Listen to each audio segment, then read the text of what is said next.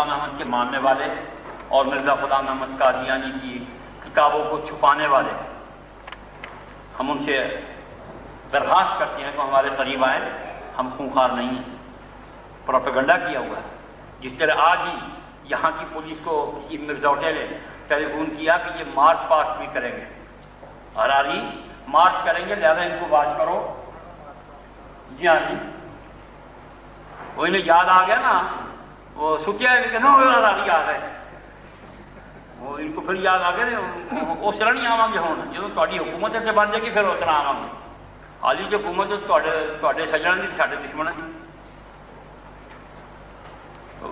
وہ آئیں، ہم ان کو غلام احمد قادیانی کی کتابیں دکھاتے ہیں، ہماری بات مت مانو، بالکل نہ مانے ہماری۔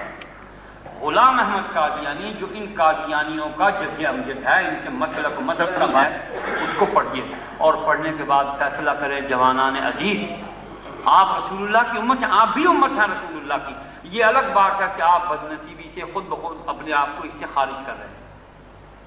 ایک ہے فرما بردار امت، ایک ہے نافرمان امت، عیسائی نافرمان امت، یہودی نافرمان امت، تبرائی نافرمان امت، مرزائی نافرمان امت، بالمیکی، بدھسٹ وغیرہ وغیرہ۔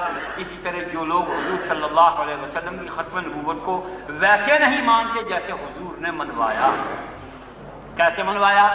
کہ علی بن ابی طالب کو فرمایا کہ تو میرے لیے ویسے ہے جیسے موسیٰ کے لیے ہارون۔ توجہ فرمائیے، تو میرے لیے ویسے ہے جیسے موسیٰ کے لیے ہارون، الا انہ، سوائے اس کے کہ میرے بعد نبی نہیں ہے۔ حدیث کی تمام کتابوں میں یہ واقعہ اور یہ روایت موجود ہے۔ میں انہی الفاظ پر اپنی تقریر کو ختم کرتا ہوں۔